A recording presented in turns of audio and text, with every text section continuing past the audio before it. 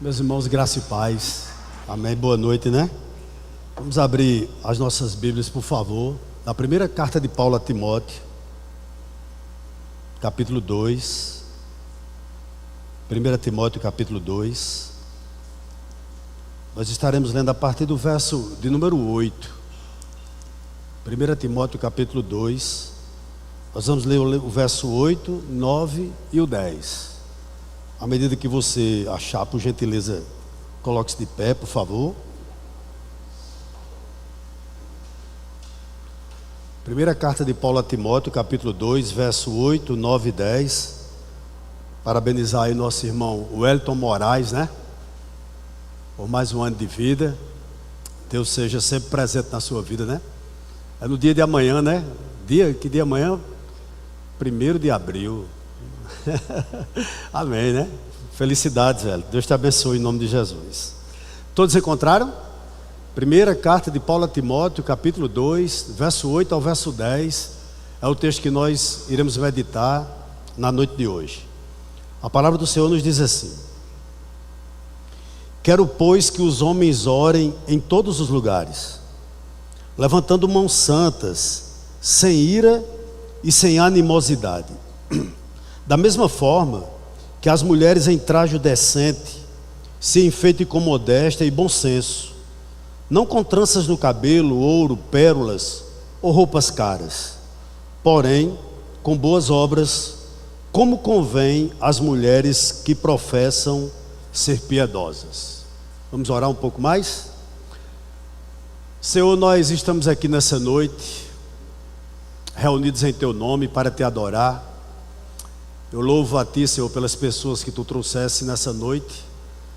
E também, Pai, peço pelos que estão nos acompanhando de forma remota, que essa noite nós possamos aprender um pouco mais de Ti. Traz iluminação sobre a minha mente, aquece nosso coração, e que nós venhamos sair daqui nessa noite edificados pela Tua palavra e mais crentes do que nós entramos.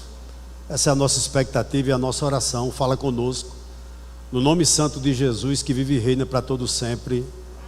Amém. Os irmãos podem sentar.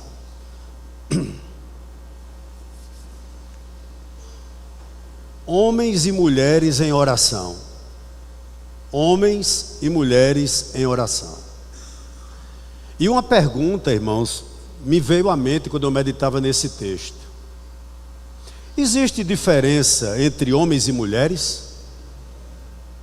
Isso é um fato ou é uma ficção? E por que eu faço essa pergunta?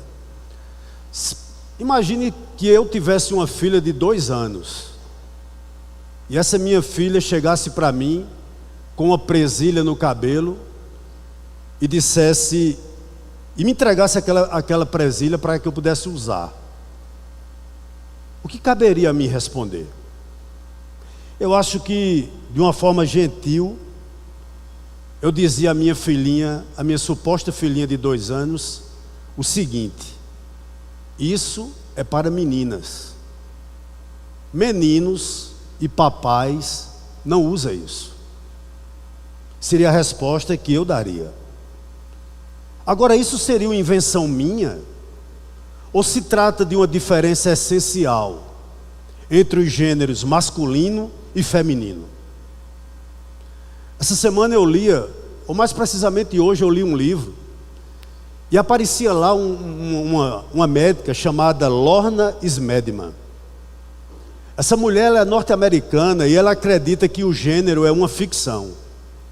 E todos os anos ela dá um curso chamado Reimaginando o Gênero, na cidade de Nova York. E ela sempre abre a sua primeira aula com as seguintes palavras, abre aspas: meu pressuposto básico nesse curso é que gênero é, em primeiro lugar, algo imaginário, ou seja, uma construção, uma ficção que vivemos e elaboramos com a nossa vida diária. Caso essa mulher estivesse certa, então a linha entre masculino e feminino poderia ser apagada. Ou seja, não haveria uma razão inerente para mulheres não se comportarem como homens e homens não se comportarem como mulheres. Interessante que essa visão está se tornando cada vez mais predominante na nossa cultura, fazendo com que mulheres não mais desejem ser mulheres. E também que homens não desejem mais serem homens, nem saibam o que é ser homem. Essa é uma realidade da nossa cultura. Mas um fato digno de nota é que a Bíblia ela se opõe à androginia desses tempos modernos. A Bíblia ela reconhece que a identidade de cada ser humano está associada a um gênero específico. E há diferença, biblicamente falando, entre homens e entre mulheres. Não só biblicamente, mas biologicamente também falando. Gênesis 1:27. Diante de Deus, a Bíblia nos diz que homens e mulheres são iguais, já que ambos foram criados à imagem de Deus. Mas ao mesmo tempo, há distinções entre homens e mulheres. E essas distinções, elas foram divinamente ordenadas pelo próprio Deus. Portanto, não é de admirar que às vezes Deus dá instruções especiais para o homem e para a mulher. Nós estamos aqui hoje em um culto de oração.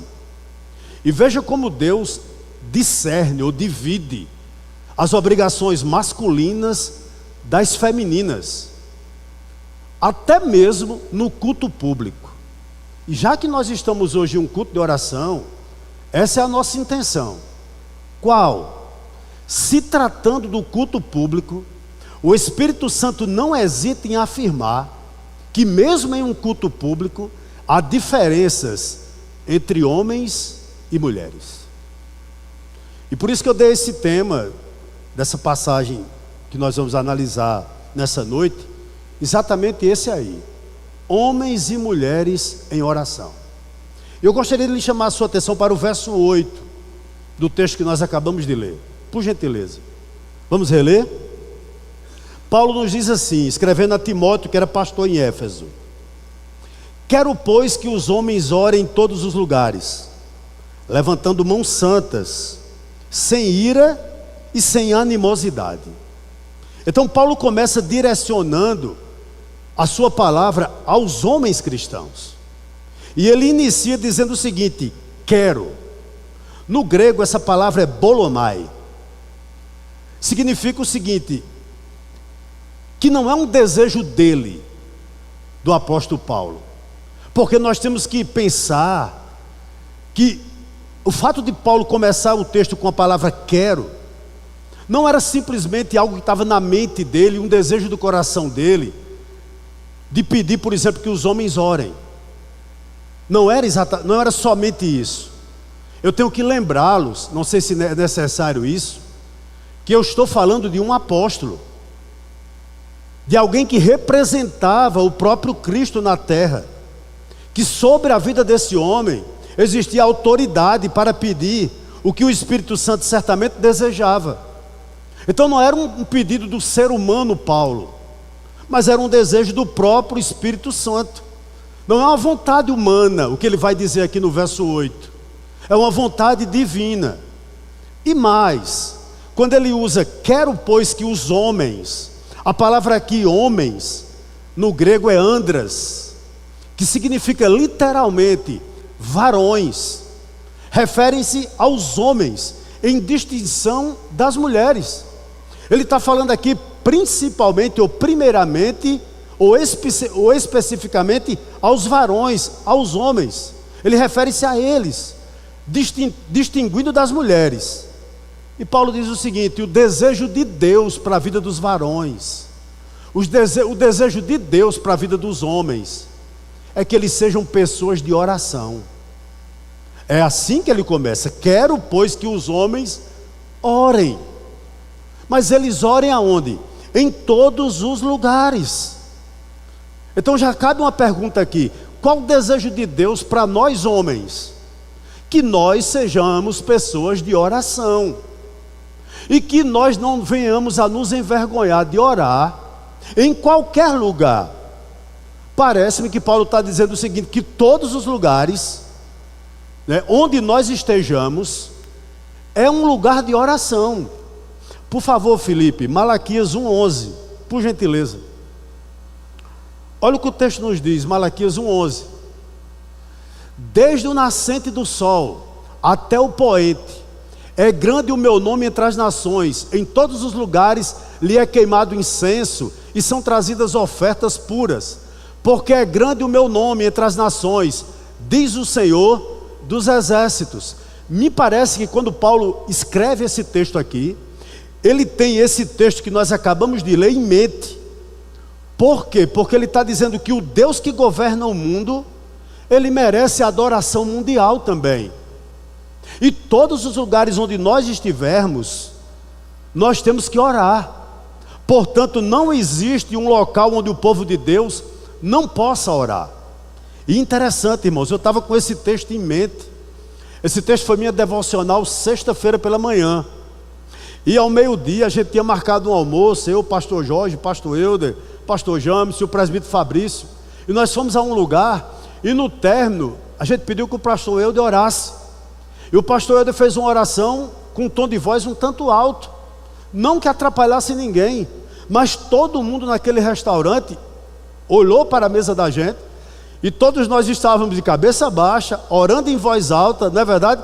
E eu me lembrava desse texto, esse texto me veio à mente.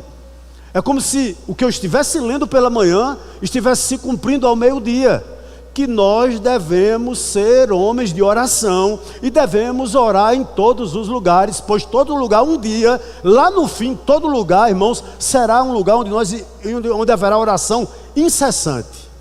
E Paulo deixa isso claro, o desejo dele que a gente ore. Mas interessante, Paulo vai dizer outra coisa aqui acerca de nós homens.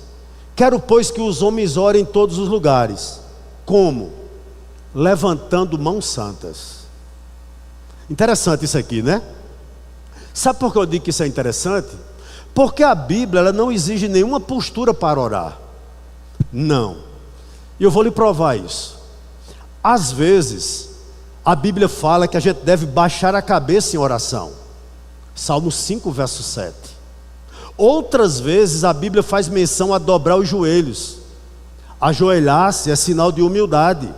Ajoelhar-se é sinal de dependência de Deus. E nós vemos, por exemplo, que Daniel orava assim. Daniel 6:10. A gente vê que o próprio Estevão, no seu martírio, lá em Atos capítulo 7, verso de número 60, ele orava de joelhos.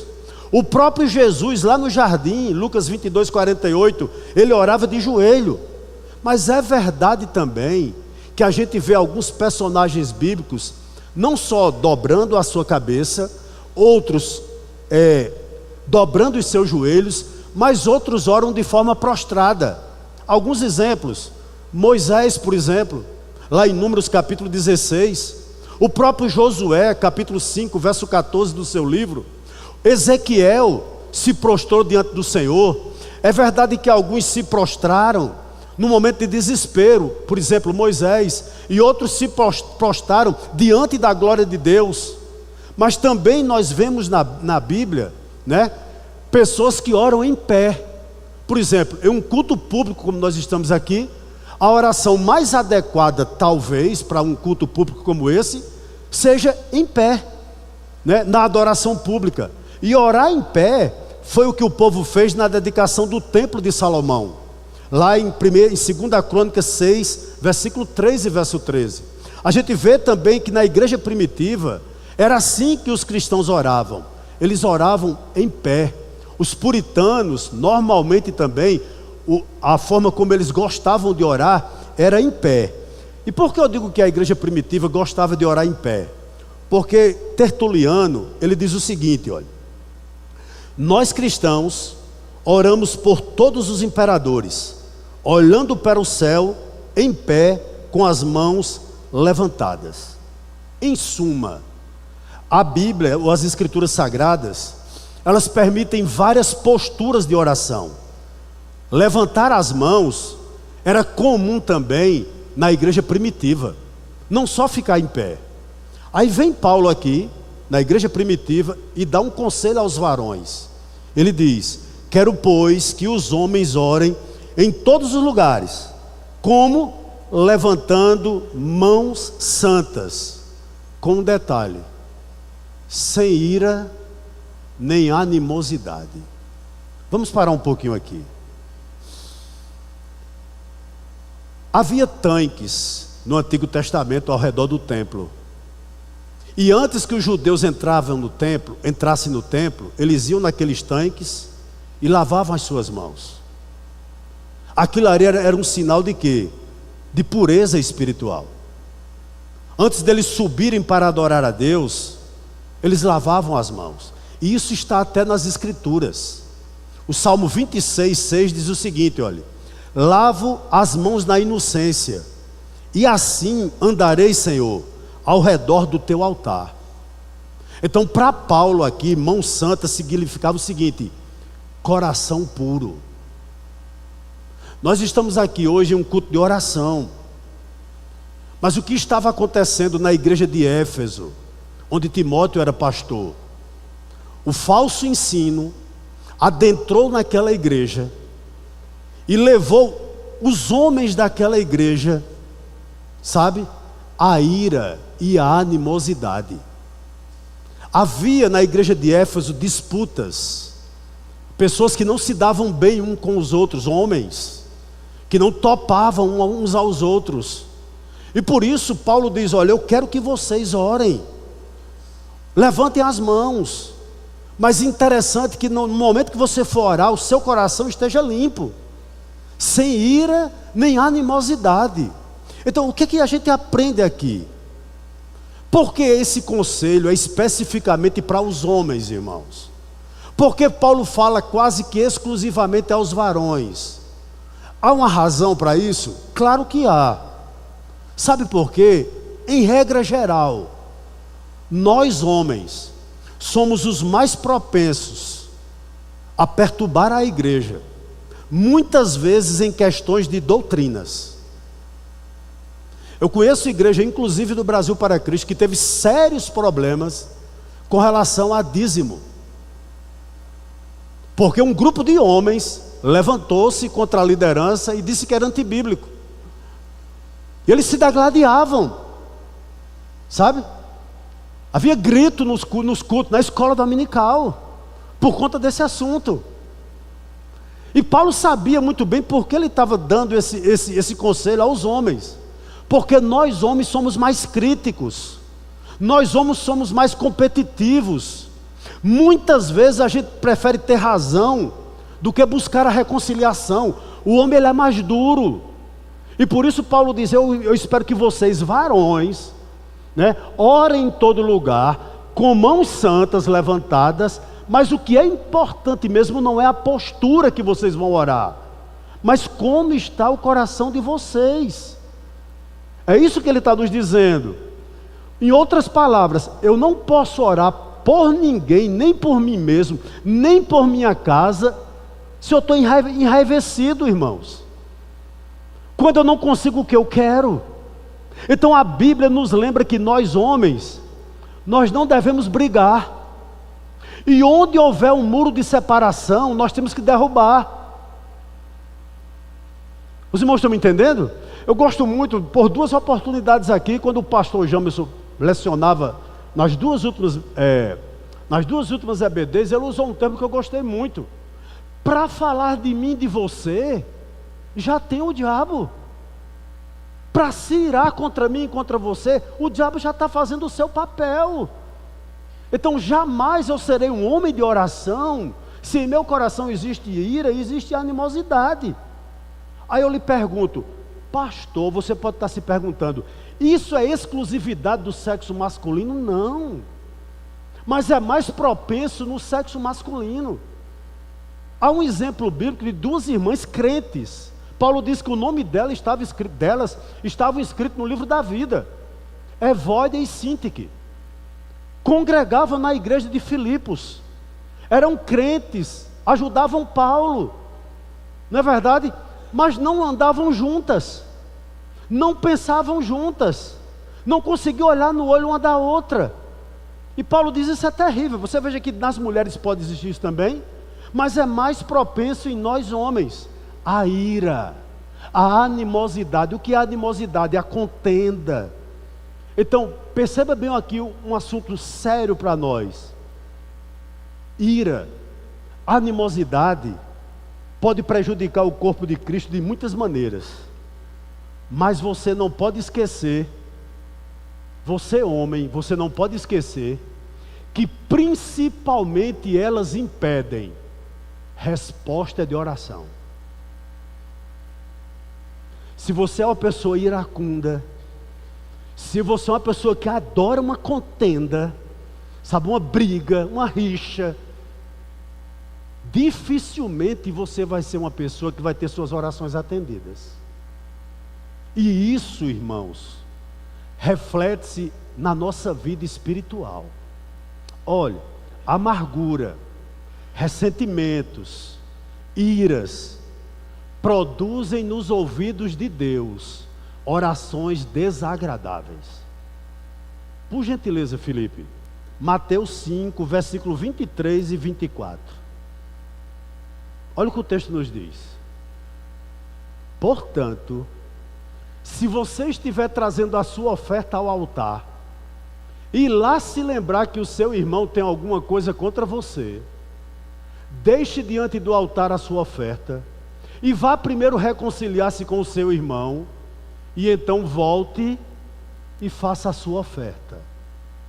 Queridos, Deus não recebe a minha oferta, nem o meu dízimo, como aroma suave, se eu tenho ira ou animosidade com alguma pessoa no meio cristão, ou em qualquer outro lugar. Por quê? Porque primeiro Deus quer sua vida, depois vem as outras coisas. Isso fica muito claro para mim. Então a reconciliação, o perdão é especialmente importante para a condução do nosso culto público, não é? É importante demais para que a gente veja a glória de Deus sendo manifesta na nossa igreja. Isso é importante demais para que a gente tenha as nossas orações respondidas, com certeza. Olhe, por gentileza, Felipe, Salmo 24, versículo 3 e 4. O verso 3, por favor, Felipe. Olha o que o texto sagrado nos diz. Quem subirá ao monte do Senhor? Quem há de permanecer no seu lugar? Em outras palavras, o salmista está dizendo o seguinte: quem está qualificado para interceder pelo povo? Quem está qualificado para interceder por sua família? Você, homem casado que está aqui nessa noite. Quem é a pessoa mais qualificada para interceder pelo seu lar? Quem é a pessoa mais qualificada para interceder pelo povo de Deus? Para fazer o que o pastor Jorge fez aqui, uma oração intercessória. O verso 4 do Salmo 24 responde, olha o que diz: o que é limpo de mãos e puro de coração, que não entrega a sua alma à falsidade, nem faz juramentos com a intenção de enganar. Olha a resposta que o próprio salmista diz: o que é limpo de coração, puro de coração. É isso que ele está dizendo. O que é que eu aprendo aqui? Há 3 coisas que impedem nossas orações: a ira, a animosidade e o pecado. No meu entender, isso é muito claro. Olha que coisa interessante aqui. E esse adendo eu acho que é muito importante para nós. A postura não é uma questão indiferente quando se trata de oração. Vou repetir, a postura não é uma questão indiferente quando se trata de oração. Seria uma abominação adotar uma postura relaxada para estar na presença de Deus. Por exemplo, irmãos, se eu venho fazer uma oração intercessória aqui, e eu me sento, cruzo as pernas e fico mascando chiclete aqui e orando, isso não é postura de um intercessor. Contudo, né, Paulo diz algo muito interessante. Ele diz que nós devemos levantar mãos santas. Ele não está dando um modelo de oração, mas eu creio que na mente de Paulo ele tem talvez a imagem de uma criança. Bernardo, um dos meus netos, quando ele quer ganhar alguma coisa minha, o que não é muito fácil, Ele levanta as mãos em direção para mim, né? Para que eu o pegue. Na realidade ele está pedindo, pelo amor de Deus, me dê isso, vovô. Está entendendo? Ele precisa fazer mais vezes, levantar mais mão santa, pedir mais. Um dia ele vai dobrar meu coração. E quando eu pego ele se sente aliviado. É mais ou menos essa ideia que Paulo tem quando ele manda que a gente levante as mãos santas. É a ideia de dependência de Deus, não é? De poder saber que em Deus nós estamos em um lugar seguro. Mas a postura é importante, claro que é. Mas me parece que o que conta mesmo na oração não é tão somente a postura física, mas a atitude interior. Os irmãos estão me compreendendo? Principalmente aqui os varões. Estão me compreendendo? Olha, o gesto externo às vezes até pode ser fútil. O gesto externo muitas vezes pode ser até blasfemo, a não ser que o coração por dentro esteja livre de má vontade. E eu sei que nós estamos em um culto de família e oração. Eu gostaria, Felipe, por gentileza, 1 Pedro 3,7, coloca aí por favor. Olha o que Pedro diz a nós varões, com relação à nossa família.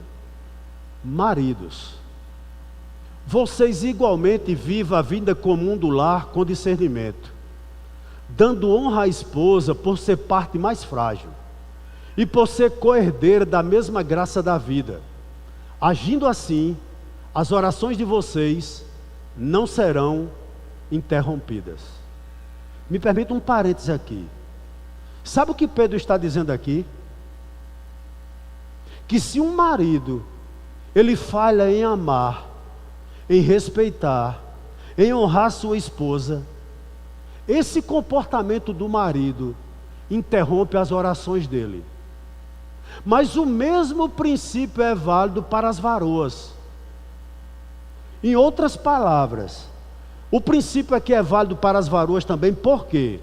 Porque no meu entender, Pedro está dizendo que Deus não aceita orações que homens e mulheres casadas fazem num ambiente de discórdia, de ira, de animosidade. Deus não escuta. Então nós estamos em um culto de família e oração. E como é imprescindível que você saia com isso na mente. Os varões, eu não posso orar de uma forma adequada enquanto o meu coração estiver cheio de contenda e de ira. Deus não vai me responder. E isso é verdade. Amém? Verso 9 e verso 10. Paulo muda o gênero.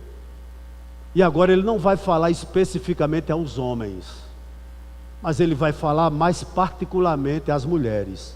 Olha o que o verso 9 diz. Da mesma forma que as mulheres em traje decente se enfeitem com modéstia e bom senso, não com tranças no cabelo, ouro, pérolas ou roupas caras, porém com boas obras, como convém a mulheres que professam ser piedosas. Notinha de rodapé aqui.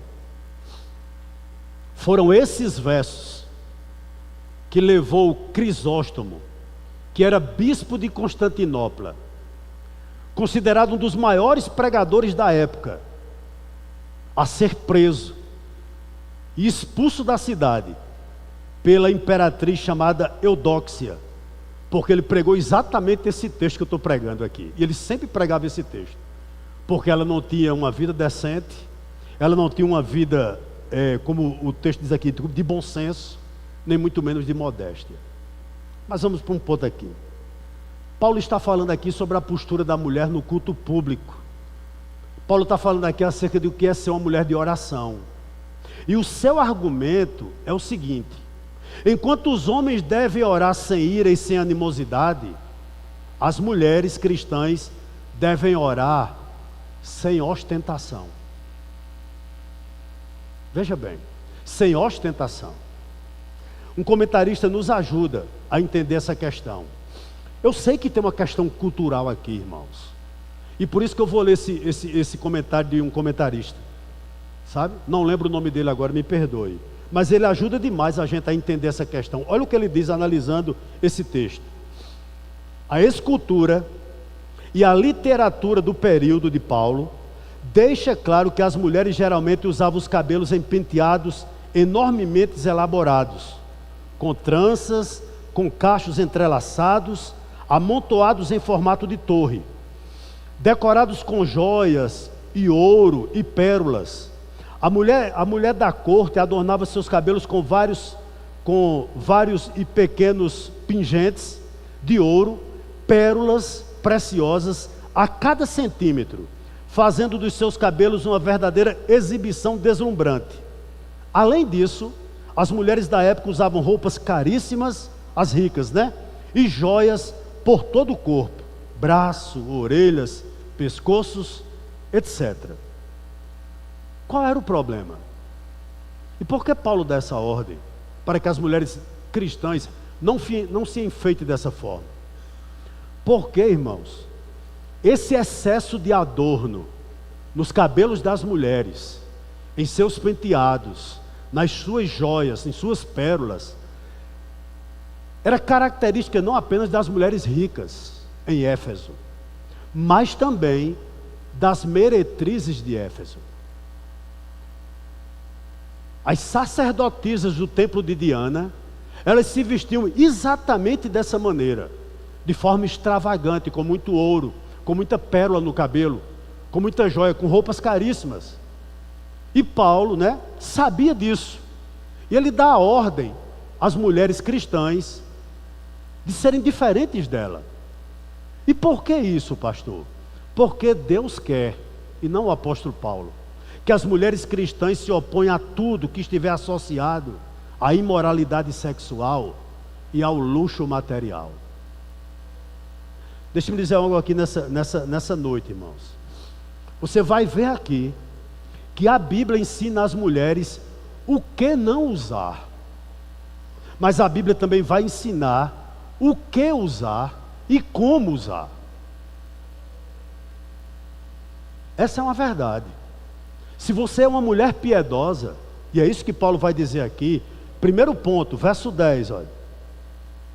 As mulheres em traje decente. O que significa isso? Toda mulher piedosa, ela tem decência. Mas o que é decência, pastor? Reunir-se num culto público como esse não é desfile de moda, meu irmão. Não. A mulher cristã, ela não vai à igreja para se encontrar apenas com pessoas.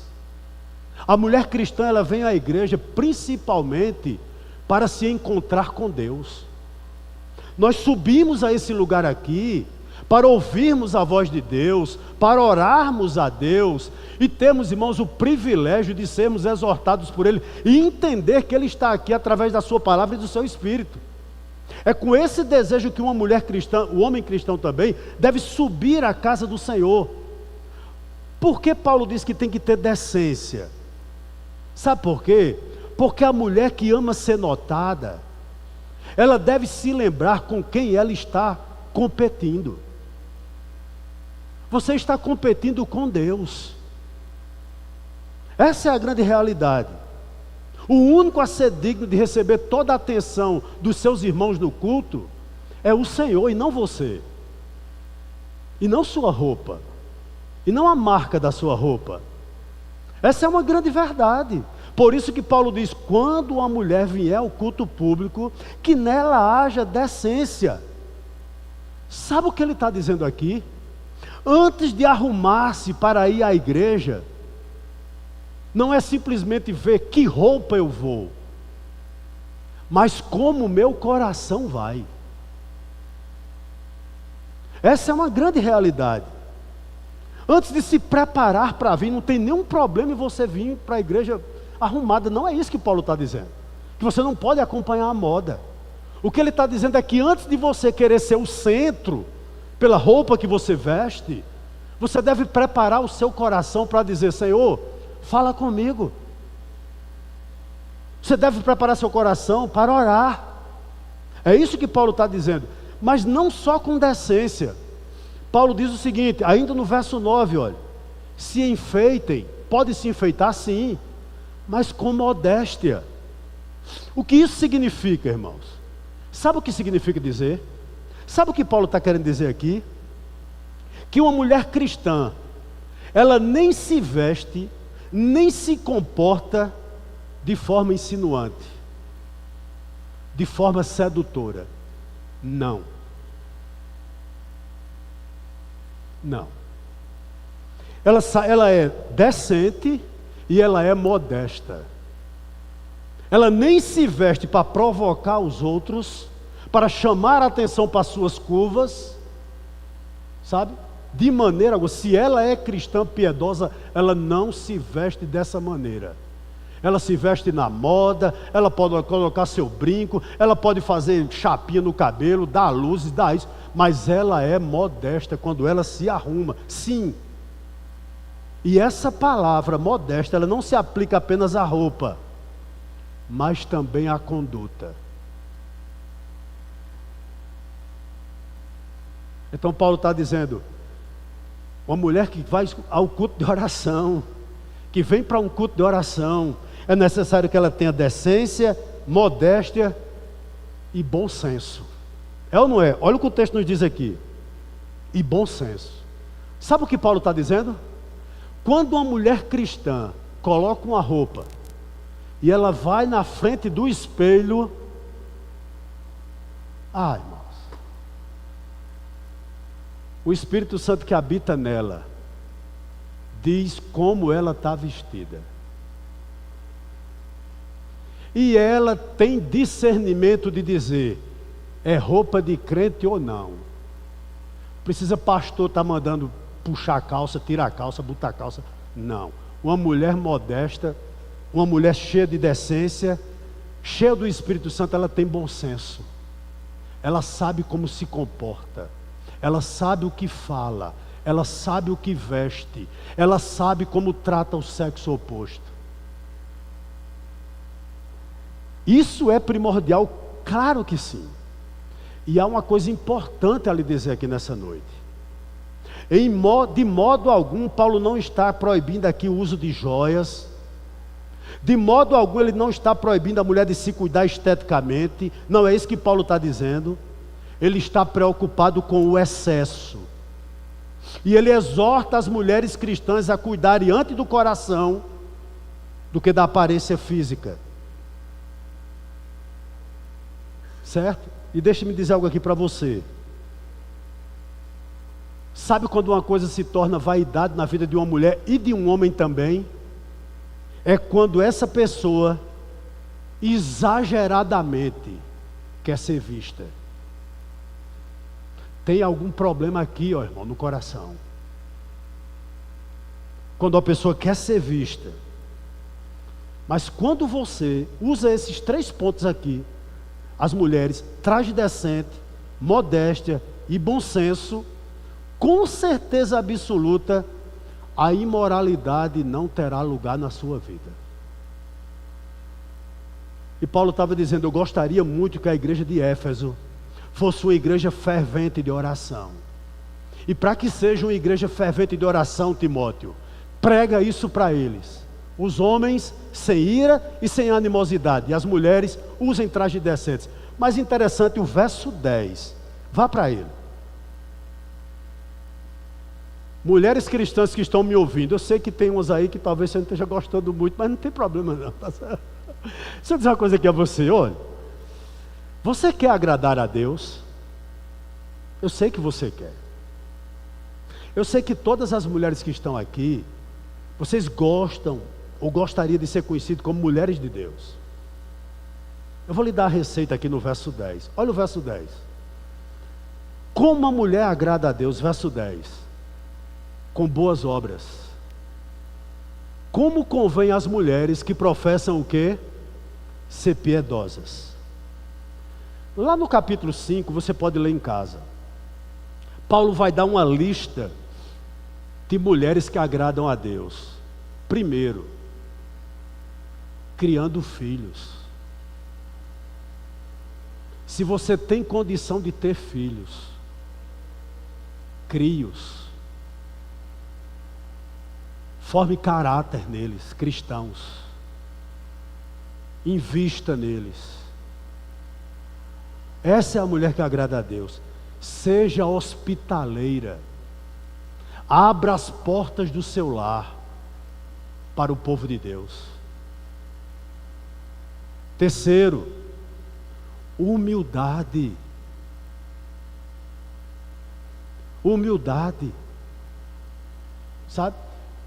Eu gostaria de dizer uma coisa aqui a você, irmãos. Perceba que os outros ou as outras têm defeitos iguais a você. E que todos nós necessitamos da cruz de Cristo. Portanto, deixe-me lhe dizer algo aqui. Nós não somos melhores do que os outros. Não é? Não, meu irmão. Você é tão justificado quanto eu. E talvez você tenha virtudes que você não vai achar em mim. E você tenha vícios que eu não tenho.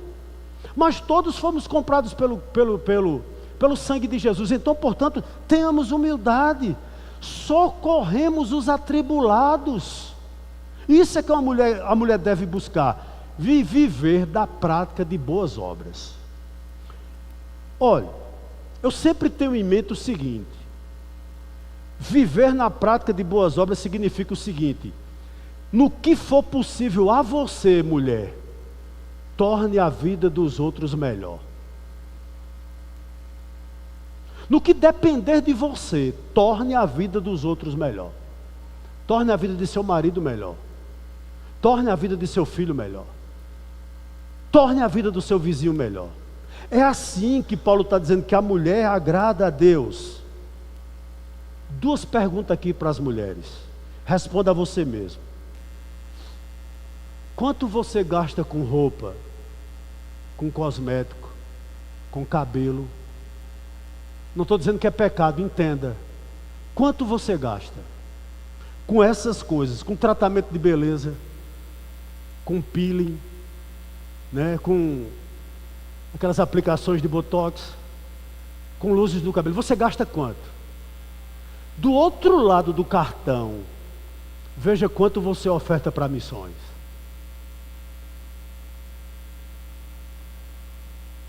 Primeira pergunta. Segunda pergunta. Quanto tempo você gasta em frente ao espelho para se arrumar? Compare isso com quanto tempo você gasta de joelhos dobrados.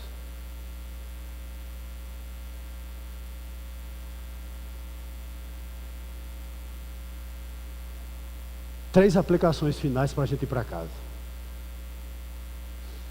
Primeira aplicação: se eu desejo ser ouvido como homem de oração, eu devo saber que algumas coisas interrompem as minhas orações: a ira, a animosidade e o pecado. Adendo importante aqui para os homens: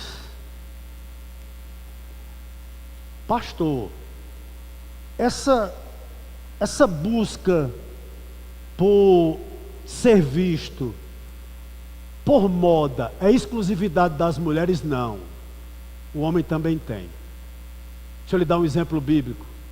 Acã, não é verdade? Viu uma capa babilônica, era como se fosse hoje uma camisa da Rutra. Ele disse: eita, eu só uso de Santa Cruz do Capibaribe, eu quero essa para mim.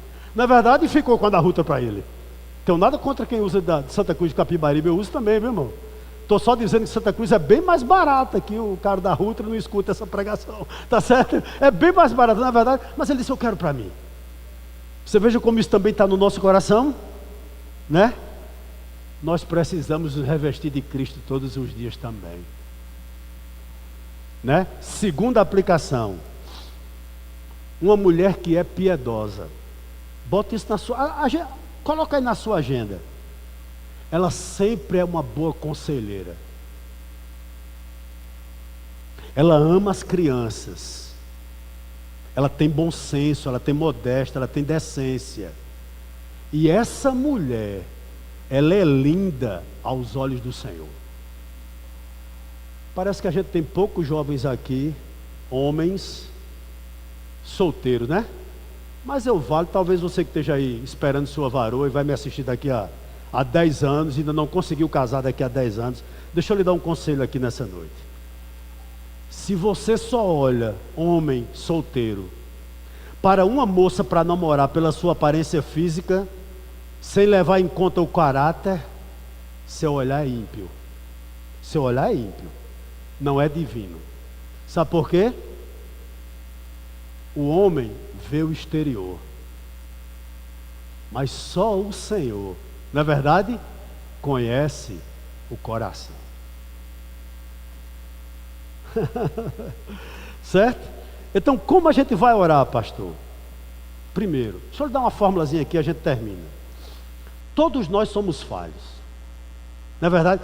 Quem de nós pode dizer hoje eu vou entrar na presença de Deus com o coração 100% limpo e com as mãos levantadas? Nenhum. Por isso que nossa oração termina sempre como? Em nome de Jesus. Porque só Ele é o único limpo de coração. Só Ele é que tem as mãos verdadeiramente limpas, sem mancha de pecado. Por isso que nós oramos sempre em nome de Jesus. Mas deixa eu lhe dar 2 conselhos. Quando você for orar, hoje à noite, quem sabe, em primeiro lugar, comece adorando a Deus. Diga a Deus o que Ele é para você. Ele é Senhor, Ele é Salvador, Ele é Redentor, Ele é o meu Criador, Ele é o nosso Consolador. Diga isso a Ele. Em segundo lugar, é o que nós fazemos aqui em alguns cultos, uma oração de arrependimento. Igual aquele publicano, estão lembrados que foi para o tempo com o fariseu? Que ele orava assim: sê propício a mim, ó Deus, pecador. Diga a Deus: Senhor, eu sou falho, mas eu me arrependo nessa noite. E eu quero te dizer, Senhor, que eu estou orando em nome do Senhor Jesus. E suas orações serão respondidas. E seu coração será mudado. Para a glória do nome do nosso Deus. Amém? Graças a Deus, graças a Deus. Então, terminando, mulheres, não deixem de se arrumar. Viu? Mas tenha bom senso, modéstia e decência. E homens, não deixem de discutir teologia. Mas por favor, sem ira e sem contenda. Porque você é tão filho de Deus quanto eu, o sangue de Cristo nos uniu. Que Deus nos abençoe nessa noite, no nome santo de Jesus.